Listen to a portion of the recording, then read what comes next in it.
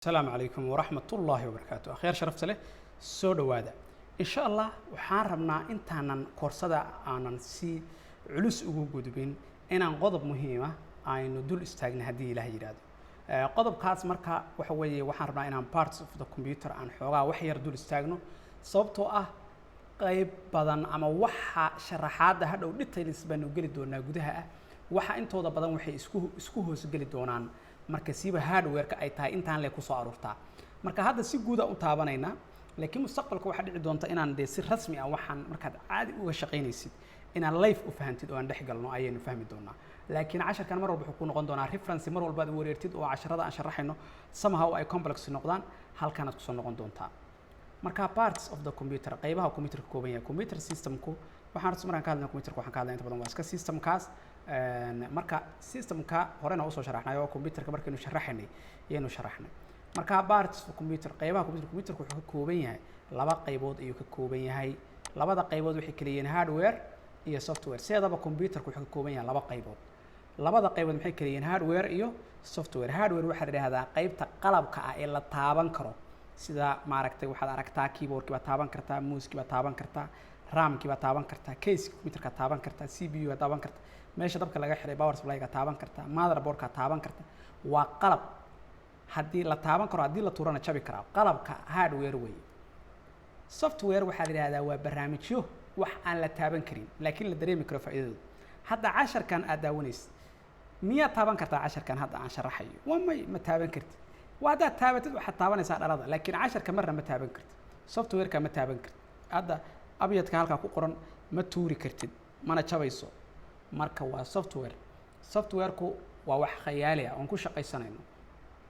أما عشر أنكو قرنه أما فيلم أنكو داورنه أما مارك تي وح كلا هينون نقطه لكن هو خيالي سوفت وير رايت ماركة معها وح محل وح مسكحة كتيرة وسوفت وير صراحة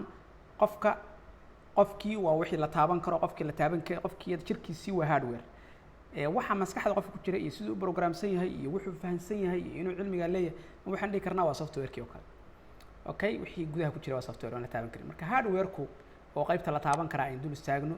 hardware-ku aad parts waa qaybaha you can touch aad taaban kartid qaybaha hardware-ka ugu waaweyn waxay kala yihiin afar qaybood qaybta koowaad waxa loo yaqaanaa input devices waxa loo yaqaanaa devices horta waa qalab devices qalabyo input device qalabka xogta banaanka ka soo qaada oo computerka geliya ayaa input devices loo yaqaanaa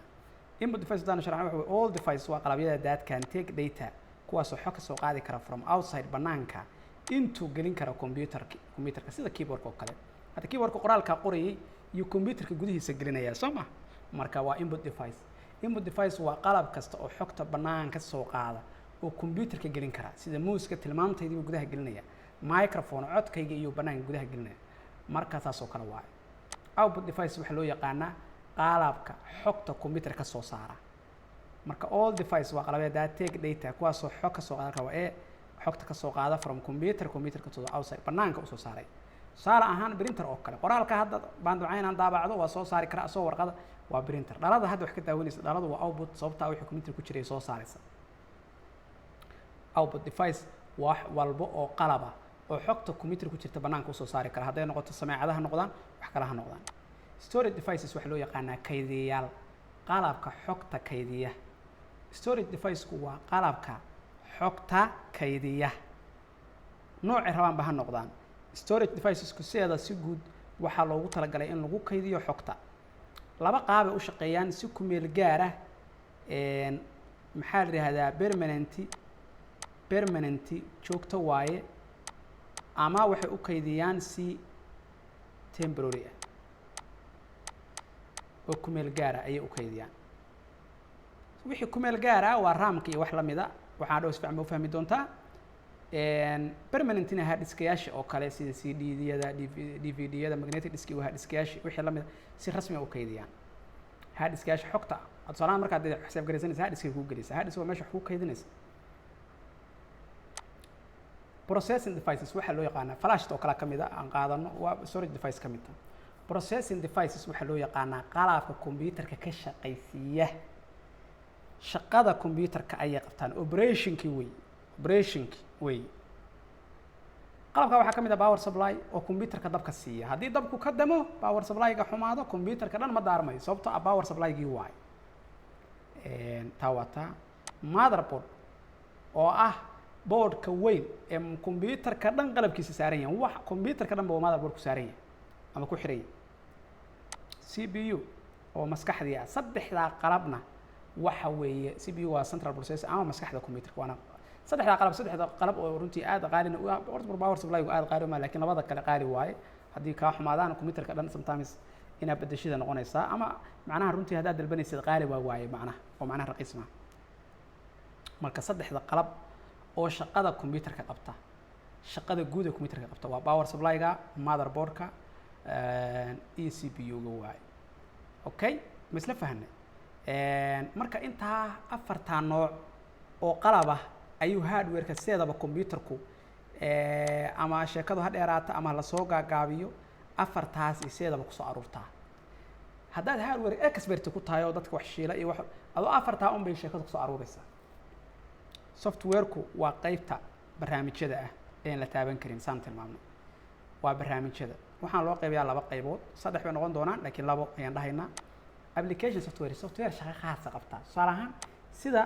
VLC waxbaan ku daadaawanaa Photoshop sawirradaan ku habaysanaa QuickBook waxbaan ku xisaabsanaa shirkaddan xisaab xirkeedii waxeeda kaga dhigdhiganaa PDF qoraalladaan ku akhrisanaa ama Adobe Reader baa loo yaqaanaa barnaamijka rasmi ahaan Adobe Reader waxbaan ku akhrisanaa oo booktii waxaasaan ku akhrisanaa application software-ku computerka guud shaqadiisa guud ma qabto laakiin wuxuu qabtaa shaqo khaasa yani computerku macna u yeelaa ma fahant shaqo khaas u qabtaa halka system software-ku uu qabto shaqo guud system software-ku wuxuu qabtaa shaqo guud macnaheedu waxay ka dhigan tahay shaqo khaasa ma qabto laakiin wuxuu qabtaa shaqo guud marka operating system-ku ama system software-ku shaqada guud oo qabta maxay tahay shaqada guud oo qabta computerka dhan buu hagaa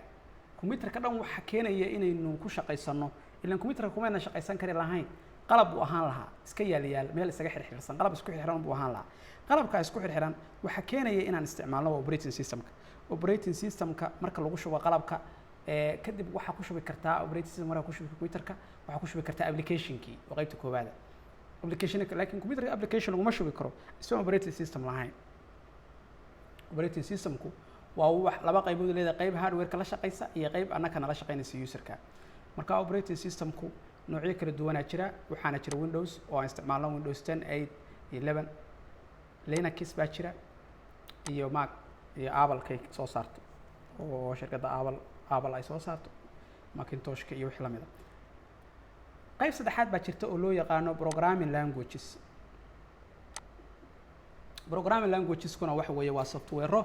ayaga loogu talagalay in software-rada laftirkooda lagu qoro ama operating system ha ahaado ama application ha ahaado ama wax kale ha ahaadee nooc walba uu yahayba waa lagu qoraayo asaga in wax loogu qoraa loogu talagalay marka casharkan waxaan ugu talagalnay insha Allah reviewna inuu ku noqdo reference inuu ku noqdo mar walba aad ku wareertid waxaan sharaxayno inaad fahantid meelaha ay kala gelayaan iyo meesha ay ku soo aruurayaan inay inahan ay tahay sheekada laakiin macnaheedu base buu ku noqonayaa haddii Ilaahay yiraahdo marka waxaan kugu soo dhaweynayaa mar labaad iyo mar saddexaad safarkaadii dhanka IT-ga iyo maartay IT-ga aad ku baranaysay guul fara badan ma ku rajaynaa waa Injineer Abyad. Assalaamu calaykum waraxmatullaahi wabarakaatuh.